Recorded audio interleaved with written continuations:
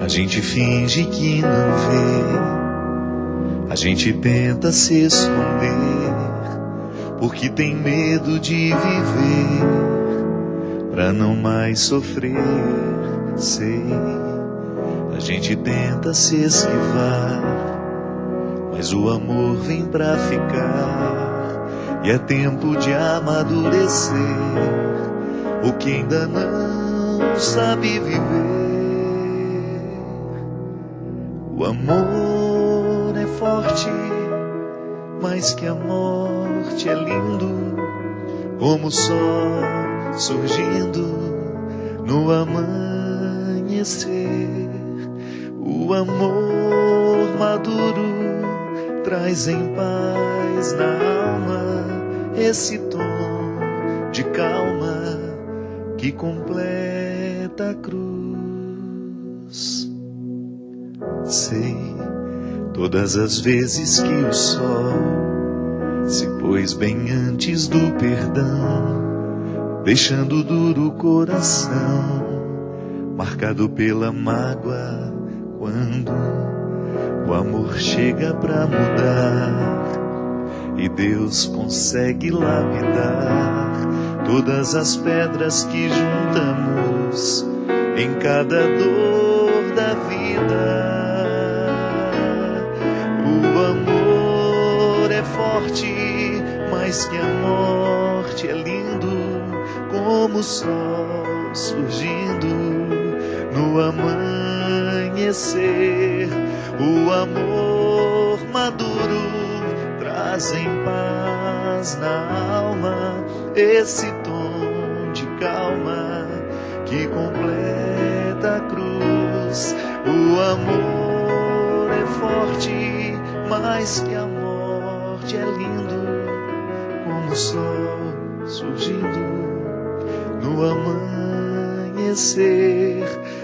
O amor maduro traz em paz na alma esse tom de calma que completa a cruz. Muito boa noite, nós começamos agora mais um programa Direção Espiritual. Já cansamos de dizer isso aqui, faz parte da nossa reflexão diária, que o sofrimento é inevitável na nossa vida. Porque somos criaturas, porque somos falíveis, porque somos precários. E não é nenhum problema a gente reconhecer isso. Às vezes a gente interpreta de maneira muito equivocada o sofrimento como uma consequência do pecado. Eu gosto de ver além. O sofrimento, ele é natural em todo aquele que é criatura. Porque nós sofremos de limites. Nós não somos perfeitos. Mas ao mesmo tempo, o sofrimento pode ajudar essa imperfeição a ter sentido. Quando nós descobrimos naquilo que nos machuca, de maneira sábia, como diz a música, as pedras que podem ser lapidadas. Da mesma maneira como um diamante em estado bruto, a gente pode nem reconhecê-lo, porque ele não parece ser diamante, porque ele ainda não passou pela lapidação. O diamante em estado bruto é uma pedra igual às outras. Só o olho clínico, o olho técnico identifica que ali dentro tem brilho. E por isso, o golpe duro para poder retirar os excessos. A gente é a mesma coisa. Diamantes em estado brutos, que precisam, em estados brutos, que precisam ser lapidados. Diamantes que necessitam o duro golpe da lápide. Da lapidação. Para que a gente possa fazer brilhar o que existe por dentro. Nem sempre a gente consegue. Encontramos todo dia pessoas que fracassam nos seus sofrimentos. Pessoas que não sabem viver a contradição da dor. Porque a dor é um território contraditório. Quando nós somos visitados por um sofrimento agudo, é como se a coerência do mundo fosse embora. É como se a gente não tivesse condições de ajuntar as peças do mosaico que somos, ou dar significado a cada parte. A dor, ela parece que estilhaça a nossa inteireza. Da mesma maneira como hoje tem um amigo passando pela dor de perder a mãe, meu amigo Bob, lá de Belo Horizonte, se despedindo de Dona Sara Ávila, uma das maiores artistas mineiras da contemporaneidade. Uma grande pintora, uma grande artista plástica, que soube dar sentido ao caos do mundo através da arte. Aquela família hoje sofre a dor de perder alguém que ama. É natural que a coerência do mundo fique fragilizada para essa família, para os amigos que são próximos. Porque quando uma pessoa que nós amamos é retirada do nosso meio, o nosso mundo perde a coerência. Mas essa perda pode ser temporária. Quando pela força da ressurreição nós começamos a resgatar a memória daquele que nós amamos e que nos deixou, e trazemos essa pessoa para o nosso dia a dia de outra forma, que não é mais física, não é mais material. É impressionante, minha gente, como é dom de Deus em nós a resiliência. Sabe o que é a resiliência? Isso vem da física. Quem já viajou de avião sabe que se você tem uma garrafinha de plástico na mão, de água, por exemplo, fechada, à medida em que o avião começa a descer, aquela garrafinha modifica de formato, como se ela perdesse, né? Como se alguma coisa ali dentro, o ar, alguma coisa acontece e ela modifica. Mas depois, quando o avião pousa e que nós voltamos a estar no horizonte da vida, essa garrafinha reassume o antigo formato. A isso a física chama de resiliência, que é a capacidade de mudar de forma para suportar aquele momento e depois retornar. O ser humano é assim também.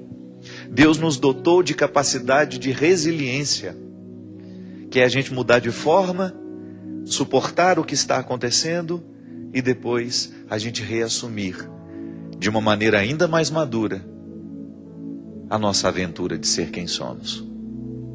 A morte faz isso. A morte retira de nós a coerência. E durante aquele período de luto, nós somos jogados a um contexto onde nós assumimos um novo jeito de ser. E aqui está a sabedoria. Quando Deus participa do nosso processo, quando o coração tem fé, quando a fé faz parte do processo daquela pessoa, essa resiliência se torna um processo natural. E ainda que a gente fique revoltado, que a gente fique chateado, e é natural que seja assim, porque nós somos precários, é natural que sentimentos mesquinhos também aconteçam no coração de pessoas boas, só não é natural que ele prevaleça. É natural que no momento em que você perde o seu filho, você sinta que Deus lhe causou um prejuízo, é uma visão ingênua, mas acontece. Depois a própria vida nos amadurece para pensar que aquilo não foi Deus. É o acontecimento natural da vida. A vida está entregue à liberdade de ser o que pode ser. Então nós estamos abertos, nós estamos entregues às mãos dessa vida, onde acidentes podem acontecer por negligências nossas, ou até porque morremos naturalmente. O corpo morre. A cada dia nós vamos perdendo a vitalidade, e por isso a experiência do cuidado é tão importante para que essa saúde seja mantida. Por isso os exames periódicos, a gente vai ao médico, procura para descobrir a tempo as doenças que, se não descobertas a tempo, podem nos matar sim. É a vida. Somos nós parceiros de Deus aí na manutenção de tudo isso, mas de vez em quando não dá certo. De vez em quando não dá certo. Por mais que a gente tenha lutado, por mais que a gente tenha tentado, a vida vem e nos rouba o que temos de mais precioso. E aí, com as mãos vazias, cantamos as estrofes dessa música. Recordamos que o amor é mais forte que a morte. Recordamos que até mesmo os acontecimentos mais trágicos podem estar grávidos de esperanças e de aprendizados que nenhuma outra alegria poderia nos oferecer. É o caso dessa carta, que particularmente mexeu muito comigo. Eu recebi no dia que fiz o show lá na minha cidade, em Formiga, Minas Gerais. É uma conterrânea minha que me escreveu. Por ter viajado muito naqueles dias, por ter voltado para casa muito tempo depois, eu confesso que li essa carta tem só uns 15 dias. E fiquei muito tocado com o conteúdo dela. Porque aqui está justamente um testemunho de alguém que identificou na pedra do sofrimento uma oportunidade de lapidar um diamante.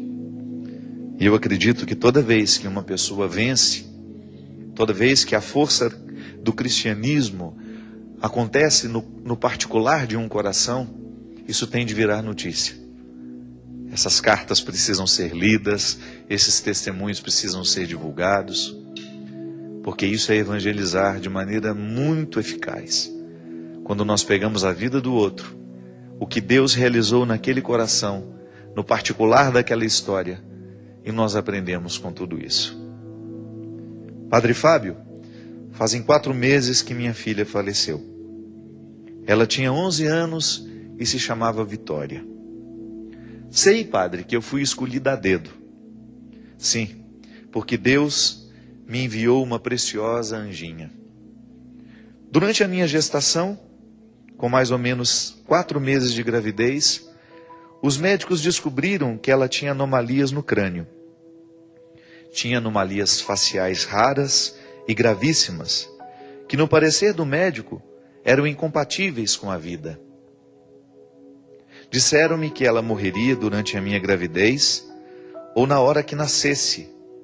Iria morrer, tão logo viesse ao mundo. Porém, Padre Fábio, minha filhinha sobreviveu, milagrosamente, por 11 anos. Foi uma luta diária. Várias correções cirúrgicas, várias internações. Enfrentamos diversas situações ao decorrer destes anos, mas ninguém me conheceu e nem nunca ouviu de mim: eu desisto. Mesmo sendo um grande desafio, padre, foi uma alegria imensa tê-la conosco. Ela me ensinou a amar, a encontrar alegrias nas pequenas coisas, a aceitar o diferente ao invés de tentar mudá-lo, da forma que eu achasse ser correto, e aceitá-la como ela era, com suas necessidades e limitações. Ela nunca foi um peso para mim, padre, e sim um aprendizado. Aprendi como é ser mãe e uma mulher de verdade, a me tornar um ser humano melhor. Ela sempre foi a minha Vitória, e eu sempre soube que ela era digna de ser amada. Pude amá-la incondicionalmente durante 4.352 dias. E ainda dói muito saber que não a tenho mais aqui comigo, padre. Estou ainda vivendo um processo em que às vezes me revolto, pensando por que Deus me deu um anjo tão especial e me tirou depois. Só te peço, padre, que ponha a minha vida nas suas orações, pois eu estou precisando muito. Com sua bênção, Valdirene. Aqui, a Valdirene me mandou algumas fotos desde quando a Vitória nasceu. Eu não acredito que seja oportunidade, não vem aqui a necessidade de mostrar as fotos, porque são fotos que chocam a gente. O momento em que ela nasceu, nem parecia um ser humano. Tamanha a quantidade de deformações que a Vitória tinha ao vir ao mundo. Mas por outro lado, depois de muitas cirurgias, depois de muita luta, tem uma foto que eu acho que pode ser mostrada, para a gente ver o que a Valdirene considera, de maneira muito justa, o diamante mais precioso que ela recebeu na vida. Essa é a Vitória. Podemos mostrar aqui? Essa é a Vitória. Você pode ver assim, isso. A Vitória já tinha cabelo nessa época, já tinha feito correções, muitas correções faciais. Pra você ter uma ideia, quando a Vitória nasceu, parte do crânio dela era aberto, ela conseguia ver, né, através das primeiras fotos, como seria um desafio para essa menina. Eu acredito que tenha sido para a medicina um milagre, um verdadeiro milagre, essa menina ter vivido tanto tempo. Mas fico pensando, minha gente, na grandeza de alma que essa Valdirene, que nós não conhecemos o rosto, conhecemos apenas a história e um relato de uma maternidade que para muitas mulheres poderia ser desastrosa. Quem sabe para muitas pessoas interpretar o sofrimento dela como um prejuízo. Tantos anos essa mãe deixou de viver para viver em torno de uma criança que não teria futuro, os mais práticos diriam. Às vezes a nossa visão prática é a maneira que nós temos de ser cruéis e justificados pelo bom senso. Não é assim? Não é assim que muitas vezes nós somos cruéis com o outro? Quando, amparados no nosso bom senso, nós nos sentimos de ter o direito de ter uma visão prática. Seria melhor se tivesse nascido morta, alguns poderiam dizer, ao ver o sofrimento e a labuta diária da Valdirene com essa criança. Eu me recordo que eu ainda era seminarista, trabalhava em Brusque, Santa Catarina, e nós fazíamos aquilo que nós chamávamos de PEP, que era um projeto de evangelização popular.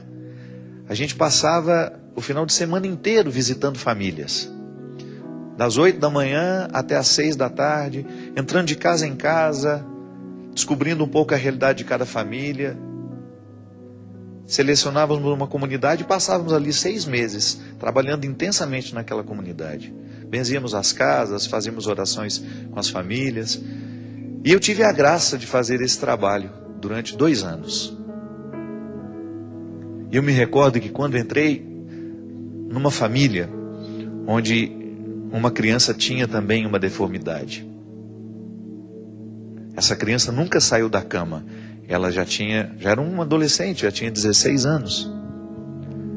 Eu me lembro que era um dia quente, muito calor, e aquela mãe estava sentada na beira da cama, abanando aquela criança o tempo todo, e com aquele carinho, colocava um pano úmido, e se levantava e ajeitava o lençol, e puxava na direção da janela para tomar um pouco mais de ar fresco. Uma família muito simples, não tinha condições de ter um ar-condicionado, nem mesmo um ventilador. E ela me contando a história, desde quando aquela criança nasceu, que desde que o filho veio ao mundo, ela nunca mais saiu daquele quarto para fazer outra coisa que não fosse cuidar daquela criança. E imediatamente, vendo aquele sofrimento, eu fui visitado por uma visão prática da vida. Pensei, oh meu Deus, essa mãe só vai descansar no dia em que esse filho morrer. Pensei assim. A visão prática que me permitiu ser cruel. Gente, parecia que aquela mulher leu o meu pensamento, sabe? E ela me olhou bem nos olhos assim, quando se estabeleceu aquele silêncio. Eu pensei o que eu pensei. Aquela mulher, como se tivesse percebido que eu pensei isso, ela me olhou e me disse: Frata, mas tem uma coisa. Eu peço a Deus diariamente que Ele não retire o meu filho. Porque se o meu filho morrer, a minha vida perde sentido. Imediatamente eu fui visitado por uma vergonha muito grande, que eu nunca confessei a ela, eu nunca disse a ela que pensei aquilo. Era como se naquele momento Deus me convidasse a dar um salto qualitativo na minha maneira de ser prático, na minha maneira de ter bom senso. Identificar que o amor é essa contradição. Que para aquela mulher, o que eu considerava um sofrimento sem sentido, era o alicerce da existência dela. ela estava viva por causa daquele menino. E ela não negligenciava o cuidado com a família, para você dizer, mas ela esqueceu do restante da família e cuidava só daquela criança. Não. Os filhos que eram mais novos e os filhos que eram mais velhos foram educados para poder viver aquela doação de maneira familiar. Talvez pela maneira como a mulher encarou o nascimento daquele filho, os outros irmãos nunca encararam aquela criança como um fardo para a família.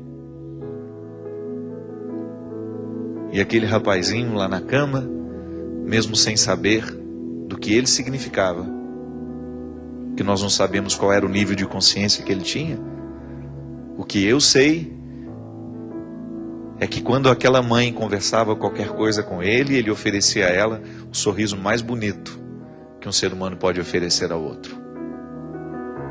O que eu sei é que no silêncio daqueles corações, uma linguagem muito superior àquela que eu podia fazer se estabelecia. E o mistério de Deus, nessa hora, minha gente, acontece. Porque Deus nos fala muito mais quando nos calamos do que quando falamos.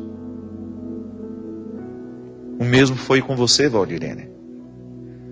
A oportunidade que você teve de ter a vitória em sua vida, de olhar para a vitória como uma vitória, como um diamante a ser cuidado diariamente, como um diamante que provocou brilho em você também. E hoje, minha filha, essa dor que você sente de não ter a vitória é a prova de que ela nunca foi encarada como um fardo. E agora você pode ter certeza, o fruto dessa ressurreição se estenderá ao longo dos seus dias. Parabéns por ter hospedado durante 4.352 dias, como você bem soube contar, eu acho que foi isso. Se não me falha a memória do que acabei de ler, tão recente. Esses dias que você sabe exatamente quantos foram, eles estão contabilizados de maneira definitiva na eternidade. Você soube bravamente compreender o mistério dos imperfeitos. Eu acho que você esteve muito próxima de sentir o mesmo que Jesus sentiu. Às vezes, Valdirene, nós passamos tanto tempo rezando, às vezes nós passamos tanto tempo fazendo sacrifícios, jejuando, fazendo isso e aquilo, gestos religiosos, vamos à missa, vamos ao culto. Toda essa luta nossa religiosa para poder um dia ter o direito de dizer que nós já temos um coração que sente pelo menos alguma coisa do que Jesus sentiu.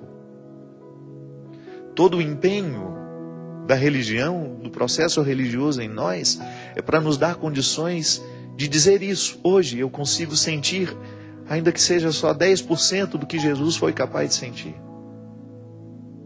Que era justamente a capacidade que ele tinha de se identificar com os imperfeitos, de amá-los, de não rejeitá-los, de querê-los por perto, de curá-los, de fazê-los amigos. Eu acredito, Valdirene, que sem ter dobrado os joelhos no chão, você pôde viver intensamente, carregando no colo, num outro gesto de oração. Você pôde se aproximar muito, muito dos sentimentos de Jesus. E você pode ter certeza, minha filha, que a capacidade que você teve de amar essa filha, que você teve de amar essa criança, lhe faz ser uma pessoa muito especial aos olhos de Deus. E porque é especial aos olhos de Deus, torna-se hoje para nós um motivo, um exemplo, para que a gente também faça o mesmo. Porque às vezes, Valdirene, as pedrinhas que são jogadas na nossa vida são tão miseráveis que a gente fica até envergonhado diante de você. Às vezes as pedras que chegam no nosso coração são tão pequenas e nós a enxergamos tão grandes que a gente tem vontade de pedir perdão a você. Como cristão. E nesse pedido de perdão também um agradecimento por você ter nos contado a sua história. Mas antes disso, por ter vivido no silêncio da sua casa durante tantos anos, esse gesto tão cristão de fazer valer todos os sofrimentos e de encontrar neles um motivo para celebrar a vitória. Muito obrigado, minha filha, pela sua partilha. E eu tenho certeza que a sua história vai acontecer, vai modificar muitos corações que hoje nos assistem. Nós vamos para um rápido intervalo e a gente volta já já.